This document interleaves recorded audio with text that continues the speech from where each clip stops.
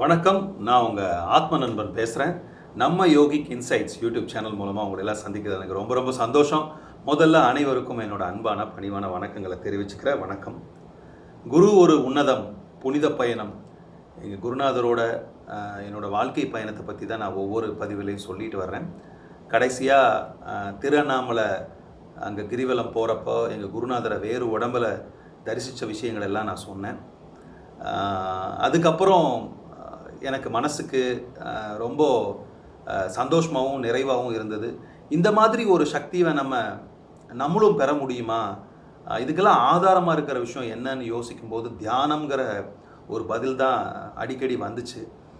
ஏன்னா சில வாழ்க்கை வரலாறுகளை படிக்கும்போதும், விவேகானந்தரோட வாழ்க்கை வரலாறு படிக்கும்போது, ஓஷோ பற்றி படிக்கும்போதும், ராமகிருஷ்ண பரமஹம்சரை படிக்க போகும்போதும், ரமண மகர்ஷிகள் படிக்க போகும்போதும், ராமலிங்க அடிகளார் வள்ளலார் பற்றி படிக்கும்போதும், அப்புறம் குகை நமச்சிவாயர், குரு நமச்சிவாயர், நிறைய யோகிகள், ஞானிகள், சிவானந்த பரமஹம்சர் அப்பா அவர்கள், அதுக்கப்புறம் சேஷாத்ரி மகர்ஷி, கொட்டாங்குச்சி சாமியார், இந்த மாதிரி நிறைய பேரை படித்து தெரிஞ்சுக்கிறதுக்கு நிறைய வாய்ப்புகள் கிடச்சிது.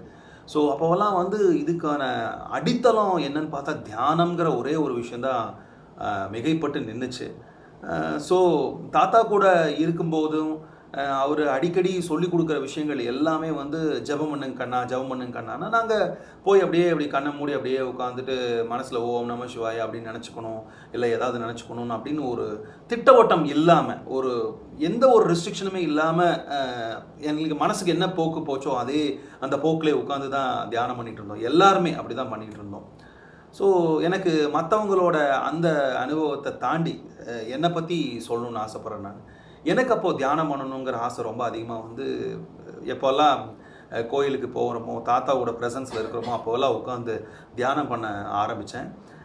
சில நேரங்களில் கோயிலில் வேலை நடந்துகிட்ருக்கும். இப்போது இந்த சமயத்தில் தான் பௌர்ணமி பூஜை நடக்க ஆரம்பிச்சுது. அப்போ அன்னதானம் பண்ண ஆரம்பித்தாங்க. அப்போ தாத்தாவோட இதில் முன்னணியில் தாத்தாவோட வழிகாட்டுதல் பேரில் பௌர்ணமி அன்னைக்கு நைட்டு கிரிவலம், அதாவது கோயிலை சுற்றிட்டு அங்கே அன்னதானம் சாப்பிட்டுட்டு தாத்தாட்ட ஆசீர்வாதம் வாங்கிட்டு போகிற மாதிரி அங்கே ஒரு அமைப்பு இருந்துச்சு. அப்போ வேலைகள்லாம் நிறைய இருக்கும். அதாவது காலையில் போயிடுவோம், இல்லைன்னா மத்தியானம் போயிடுவோம். போய் அங்கே அன்னதானத்துக்கு தேவையான விஷயங்கள்லாம் பண்ணி எங்கள் காய்கறிகளை வெட்டுறது, நண்பர்களோட சகஜமாக பேசுகிறது, அதுக்கப்புறம் தாத்தா இருப்பாங்க அவங்க கூட போய் கொஞ்சம் நேரம் உட்கார்றது, திரும்பி வேலைகளை பார்க்குறது, அப்புறம் சமையல் பண்ணும்போது ஹெல்ப் பண்ணுறது, அதெல்லாம் தாண்டி சமையல் பண்ணி எடுத்து கொண்டு வச்சு வர்ற மக்களுக்கு பரிமாறுறது இருக்குது பார்த்தீங்களா, அது ஒரு பெரிய வேலை. நிறைய பேருக்கு அதனோட கஷ்டம் தெரியும். ஏன்னா எங்கள் கூட ஒரு பாட்டிமா இருந்தாங்க. அந்த பாட்டிமா சொல்லுவாங்க எப்போவுமே 1000 பேர் கூட சமைச்சிடலாம், 1,00,000 பேர் கூட சமைச்சிடலாம், ஆனால் அந்த சமைச்ச சாப்பாட்டை எடுத்து பரிமாறும் போது இருக்கக்கூடிய கஷ்டம் அது ரொம்ப ரொம்ப கஷ்டம் அப்படிம்பாங்க அந்த பாட்டிமா.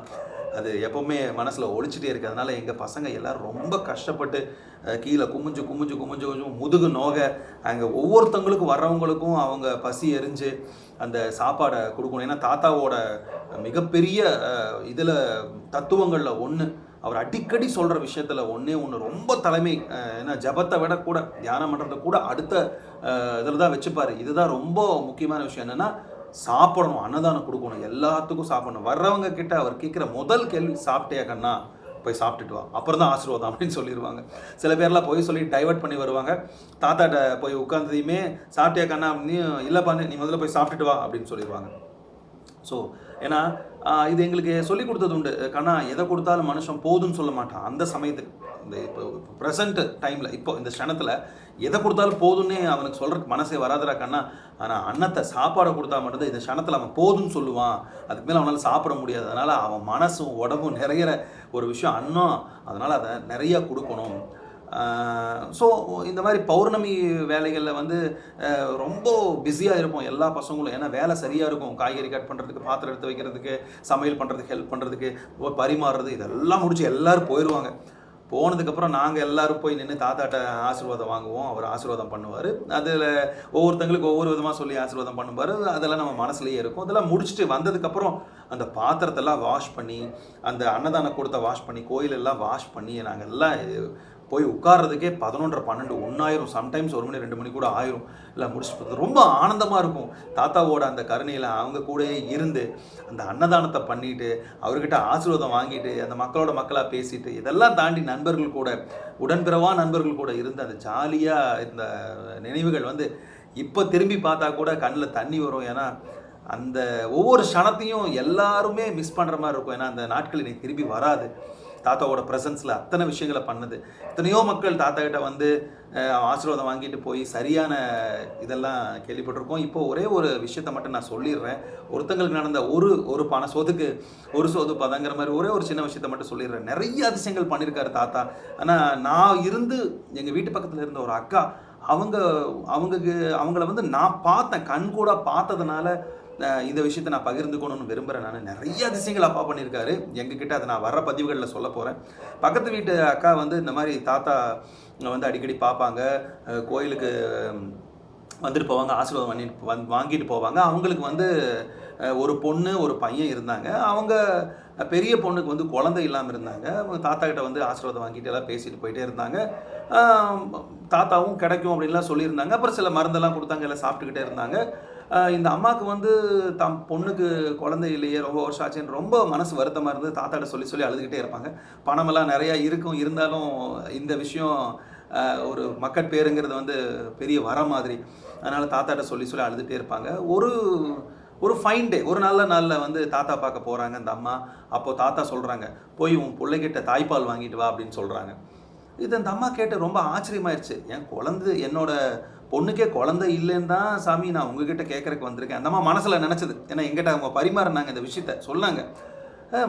குழந்தை இல்லைன்னு தான் நான் கேட்க வந்தேன், அவங்ககிட்ட போய் தாய்ப்பால் வாங்கிட்டு வர சொல்கிறாரே இவர் அப்படின்னு மனசில் நினச்சிட்டு, அப்பா நீ முதல்ல போ, உன் புள்ள கூட போய் தாய்ப்பால் வாங்கிட்டு வா அப்படின்ட்டார் தாத்தா. இது அந்த அம்மாவுக்கு ஒரு பெரிய கன்ஃபியூஷனை உண்டு பண்ணிருச்சு. ஏன் தாத்தா இப்படி பேசுகிறாங்க, சாமியை இப்படி சொல்கிறாங்க, இது என்னென்னு எனக்கு புரிஞ்சுக்க முடியலன்னு அவங்க வீட்டுக்கு வந்தாங்க. வீட்டுக்கு வந்துட்டு அவங்க மகளுக்கு ஃபோன் பண்ணுறாங்க. ஏன்னா ஏற்கனவே வந்து குழந்தை இல்லாத ஒரு இதில் தவிப்பில் இருக்காங்க. இந்த சமயத்தில் நம்ம ஃபோன் பண்ணி நீ தாய்ப்பால் கொடுன்னு சொன்னால் அவங்க என்ன மாதிரி பாதிப்பு கொண்டு ஒரு அம்மாவோட மனசுக்கு அது தெரியும். ஆனாலும் தாத்தா சொல்லிட்டாங்கிற ஒரு வார்த்தைக்காக அதை ஃபோன் பண்ணி பொண்ணுக்கிட்ட பேசுகிறதுக்கு ஃபோன் பண்ணியிருக்காங்க. ஃபோன் பண்ண உடனே அந்த பொண்ணு சொன்னது, அம்மா நாள் தள்ளி போயிருக்குதுமா. கேட்டதே அந்த அம்மாவுக்கு ரொம்ப ரொம்ப சந்தோஷம். சந்தோஷத்தில் ஓடி வந்து தாத்தா சொல்லிட்டாங்க, அப்பா நீங்கள் சொன்னப்போ எனக்கு புரியலப்பா, நீங்கள் போய் தாய்ப்பால் வாங்கிட்டு சொன்னால் அது எனக்கு புரியலப்பா, என் பொண்ணு நாள் தள்ளி போயிடுச்சு போல் இருக்குதுப்பா, அதெல்லாம் நடந்துடும், அவளுக்கு வந்து குழந்தை பிறக்கும், ரெட்டை குழந்தை பிறக்கும் ஆசீர்வாதம் பண்ணி அனுப்பிச்சிட்டாங்க. அதே மாதிரி அந்த அக்காவுக்கு ரெட்டை குழந்தை பிறந்துச்சு. இன்னொன்று, அவங்க வீட்டில் தான் நான் குடியிருந்தேன். அப்போ வந்து ஒரு பஜனை ஒன்று வச்சுருந்தாங்க.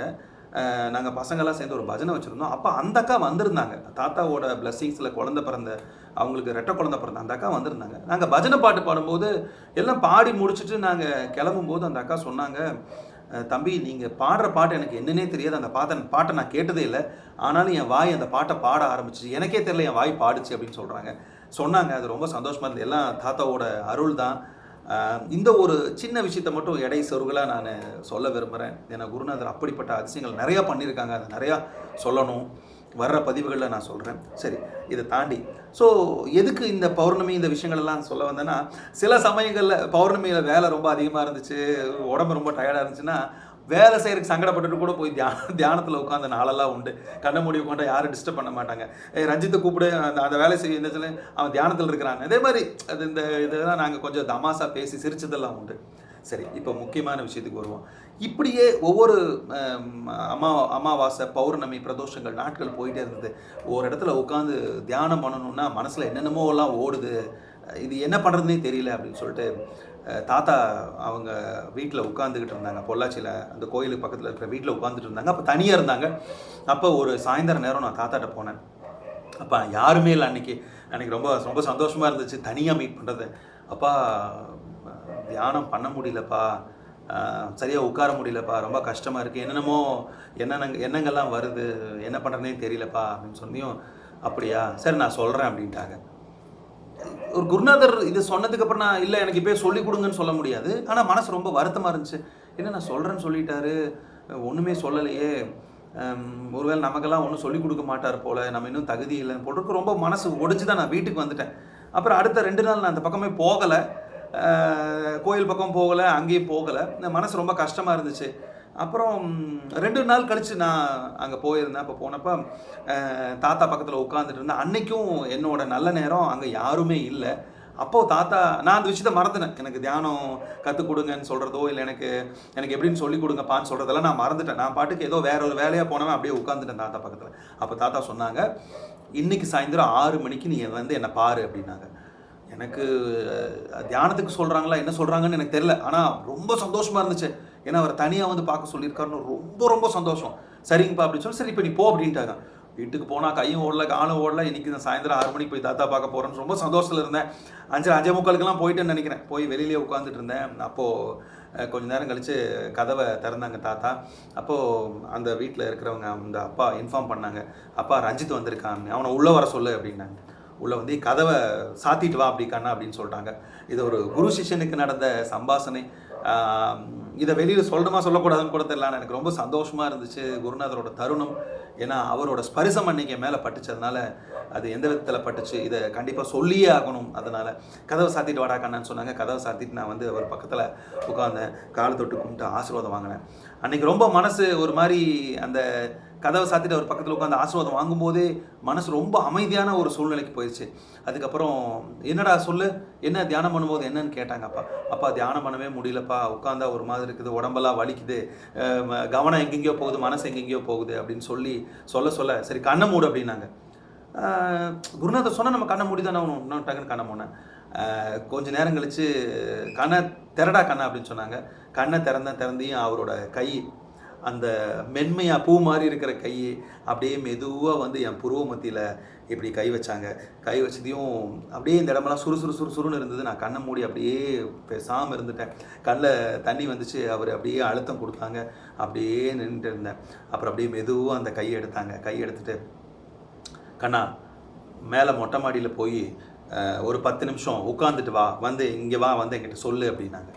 ரொம்ப சந்தோஷமாக இருந்தது. அந்த அழுத்தம் அப்படியே அந்த புருவ மத்தியில் இருந்துகிட்டே இருந்தது. ஒரு குருங்கிற எண்ணம் இருந்துக்கிட்டே இருந்துச்சு. ஏதோ மயான அமைதி. நான் இதை வந்து குருநாதர்கிட்ட தீட்சை வாங்கிட்டேங்கிறதுனால மிகைப்படுத்தி சொல்லலை. எனக்கு என்ன நடந்தோ அதை தான் நான் சொல்கிறேன். ரொம்ப ஒரு அமைதியான சூழ்நிலை, எங்கேயோ தனித்து விடப்பட்ட மாதிரி ஒரு ரம்மியமாக இருந்துச்சு. ரொம்ப அமைதியாக இருந்துச்சு, ஆனந்தமாக இருந்துச்சு. இந்த இடமெல்லாம் குருன்னு தலையில் கொஞ்சம் வெயிட்டாக இருந்துச்சு. என்னையே அறியாமல் அந்த பக்கம் பின்னாடி 2 பெரிய நாய், டாபர்மேன் நாய் கட்டி போட்டிருப்பாங்க. மோஸ்ட்லி எனக்கு நாய்னா பயம், நான் அந்த பக்கமே போக மாட்டேன். என்ன பண்ணனே எனக்கு தெரில. அந்த நாய் தாண்டி தான் நான் படி ஏறி போனேன். அந்த நாயை ஒன்றும் பண்ணலை. இருந்தாலும் பயந்துக்குவேன், ஐயோ நாய்க்கு அந்த பக்கமே போக மாட்டேன். என்னாச்சுனே தெரில. என்னோட மனசு ரொம்ப அன்பால் நிறைஞ்சு வழிஞ்சதுனால நான் அந்த நாயை தாண்டி போகும்போது நார்மலாக அந்த நாயெல்லாம் கத்தவெல்லாம் இல்லை. அது பாட்டுக்கு அமைதியாக படுத்துருந்துச்சு. அப்போ அந்த விஷயம் எனக்கு புரியல. நம்ம மனசில் அன்பு வழியும் போது நம்ம சுற்றி இருக்கிற எல்லா பொருளும் அன்பாக மாறிடுங்கிறது அப்போ எனக்கு தெரியல. அப்படியே மேலே ஏறி போய் மொட்டை மாடியில் வடக்கு நோக்கி உட்காந்து ஜபம் பண்ணுறா கண்ணான்னு சொன்னாங்க. வடக்கு நோக்கி உட்காந்து அமைதியாக ரொம்ப ஆனந்தமாக இருந்தது. எனக்கு எதுவுமே தெரியல. இந்த இடத்துல அவரோட விரல் பட்டுட்டே இருக்கிற மாதிரி அந்த அழுத்தம் மட்டுமே தான் தெரிஞ்சிச்சு. ஆனந்தமாக இருந்துச்சு. நேரம் போனதே தெரியல. 5 நிமிஷம் உட்காந்துட்டு வான்னு சொன்னேன். அரை மணி நேரத்துக்கு மேலே ஆயிடுச்சு. எனக்கு டைம் போனதே தெரியல. அப்புறம் நான் கொஞ்சம் நேரம் கழித்து கண் விழிச்சதுக்கப்புறம் கண்ணை திறந்து பார்த்தா அப்படியே ஒரு மாதிரி மங்கலாக இருந்துச்சு. அப்படியே கீழே அந்த அமைதியான மனசோட அப்படியே கீழே இறங்கி வந்த தாத்தா பார்க்குறேன். வந்து பக்கத்தில் உட்காந்தேன். கண்ணா இப்போ எப்படி இருக்குது அப்படின்னாரு. அப்பா மனசுக்கு ரொம்ப அமைதியாக இருக்குது பாப்பேன். மயில் பீதி வச்சுருப்பாங்க எப்போவுமே. உடம்பு சரியில்லாமல் யாராவது வந்து அந்த மயில் பீதி எடுத்து அப்படியே மேலே தட்டி அவங்க உடம்புல அப்படியே அந்த சொல்லுவாங்க, உங்களுக்கு சரியாயிரும், உனக்கு எல்லாம் சரியாயிரும், போய் வா அப்படிம்பாங்க. உடனே உங்களுக்கு சரியாயிரும். அந்த மயில் பீதி எடுத்து அதே மாதிரி என்னை அப்படியே தட்டி கொடுத்தாங்க. ரொம்ப ஆனந்தமாக இருந்துச்சு. அவர் அதை பண்ணும்போது உடம்புக்கு ஒரு புத்துணர்ச்சி, ஒரு குளிர்ச்சி, ஒரு சந்தோஷம், எல்லையில்லாத சந்தோஷம். குருநாதர்கிட்ட தீட்சை வாங்கிட்டேன். ஒவ்வொருத்தங்களுக்கு ஒவ்வொரு விதமான தீட்சை நடக்கும். எனக்கு இந்த மாதிரி அவர் தனி ரூமில் கதவை தாள் போட்டு எனக்கு மட்டும் தனியாக பர்சனலாக ஒரு தீட்சை கொடுத்தது ரொம்ப ரொம்ப ஆனந்தமாக சந்தோஷமாக இருந்துச்சு.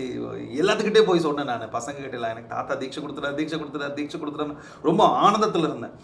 ஸோ அதிலிருந்து எங்கே போய் உட்காந்தாலும் மனசு ஒரு அந்த எண்ணங்களை கடந்து கொஞ்சம் நேரம் ஒரு அமைதியாக இருக்கக்கூடிய ஒரு சூழ்நிலை கிடச்சிது. ஏன்னா குருநாதர் டச் பண்ணிட்டாங்க, அவங்க தூக்கி விதைச்சிட்டாங்க.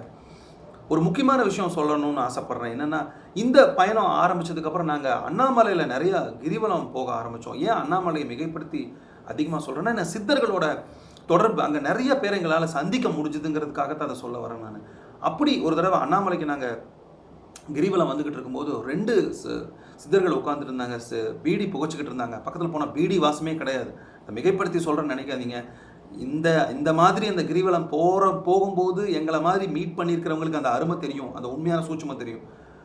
அவங்கள மீட் பண்ணோம். அவங்கக்கிட்ட இதே மாதிரி ஃபோட்டோ காமிச்சு இதாங்க குருநாதர் அப்படின்னு சொன்னதையும், உங்கள் குருநாதர் உங்களுக்கு எல்லாம் சொல்லிக் கொடுப்பாங்கன்னு எப்போ போல் சொல்லிட்டாங்க. சொல்லி முடிச்சதுக்கப்புறம் இது ஒரு முக்கியமான பதிவை நான் சொல்ல விரும்புகிறேன். என்னென்னா, அங்கே இருந்த சித்தர் வந்து அது இரவு நேரம் தன்னோட தலப்பா மாதிரி கட்டியிருந்தார். அந்த துண்டை அவுத்து முகம் ஃபுல்லாக சுற்றி கட்டிட்டார். சுற்றி கட்டி எல்லாமே அடைச்சிட்டாங்க. இந்த முகத்தை சொன்னால் நம்ப மாட்டேங்க, எங்கள் கூட இருந்த பசங்களுக்கு மட்டும்தான் இந்த விஷயம் தெரியும். எல்லாமே அடைச்சிட்டாங்க, சுத்தமாக க்ளோஸ் பண்ணிட்டாங்க. க்ளோஸ் பண்ணிவிட்டு நானும் ஒரு அண்ணன் இன்னொரு அண்ணன் தான் இருந்தோம்னு நினைக்கிறேன் அந்த இடத்துல. எனக்கு நல்லா ஞாபகம் இருக்குது. அவர் வந்து என்ன சொன்னார்னா, சுற்றி மூக்கையும் அடைச்சிட்டாங்க. நம்ம மூக்கு அடைச்சிட்டா கொஞ்ச நேரத்துக்கு மேலே சர்வே பண்ண முடியும். எல்லாமே க்ளோஸ் பண்ணிட்டாங்க. க்ளோஸ் பண்ணிவிட்டு நானும் இன்னொரு அண்ணன் இருந்தாங்க, 2 அண்ணனுங்க இருந்தாங்க. தலையை கொண்டு வந்து அவங்க தலையோடு இப்படி முட்டை வச்சுக்கிட்டாங்க. முட்டை வச்சுட்டு வாசி இழுத்தாங்க, போகுது. இது சாத்தியமே இல்லை. ஏன்னா கண்ணு, மூக்கு, வாய், காது எல்லாமே க்ளோஸ் பண்ணின ஒரு இதிலிருந்து இந்த அளவுக்கு வாசி போகுது அப்படின்னா பயங்கர பிரமிப்பாக இருந்தது. அப்படியே பயங்கர ஸ்பீடில் போய் உசு உசு உசு உசு உசு உசுன்னு போயிட்டே இருக்குது. கொஞ்ச நேரம் கழிச்சுட்டு அப்புறம் எங்கள் தலையை அப்படி நகர்த்தி வச்சாங்க. அப்புறம் உருமால் கட்டினாங்க. எந்த உறுப்பும் தேவையில்லைப்பா, உள்ள தானாக ஓடிக்கிட்டு இருக்கோம் அப்படின்னாங்க. ஸோ வாசியோட தாக்கத்தை அன்னைக்கு எங்களால் உணர முடிஞ்சுது. வாசி யோகத்துக்கு இவ்வளோ பெரிய இதாக இருக்குன்னு. அவங்க சொன்னாங்க, இந்த உடம்பு எவ்வளோ நாளைக்கு இங்கே இருக்குதோ அது வரைக்கும் இருக்கும்பா, அதுக்கப்புறம் நான் போயிடுவோம்ப்பா அப்படின்னு சாதாரணமாக சொன்னாங்க. ஸோ இப்போ வாசி யோகத்து மேலே ஒரு தாக்கம் எனக்கு பர்சனலாக வர ஆரம்பிச்சுது. அதுக்கப்புறம் நான் எடுத்து வச்ச ஸ்டெப்புக்களை, எப்படி இந்த வாசி யோகத்துக்குள்ளே வந்தேன், சிவானந்தர் அப்பா எந்த அளவுக்கு தாக்கத்தை ஏற்படுத்தினாங்க, சித்த வேதம் அந்த புனித நூல் எந்த அளவுக்கு என் மனசில் தாக்கத்தை ஏற்படுத்துச்சு, அதை நாங்கள் தாத்தாட்ட எப்படி வெளிப்படுத்தினேன், தாத்தா எங்கிட்ட குருநாதர் என்னெல்லாம் சொல்லிக் கொடுத்தாங்க, எங்களுக்கு வாசியோக தீட்சை எப்படி கொடுத்தாங்கங்கிறதெல்லாம் இன்னொரு பதிவில் சொல்கிறேன். இன்னொரு நல்ல சந்தர்ப்பத்தில் உங்களை எல்லாம் சந்திக்கிறேன். நன்றி, வணக்கம்.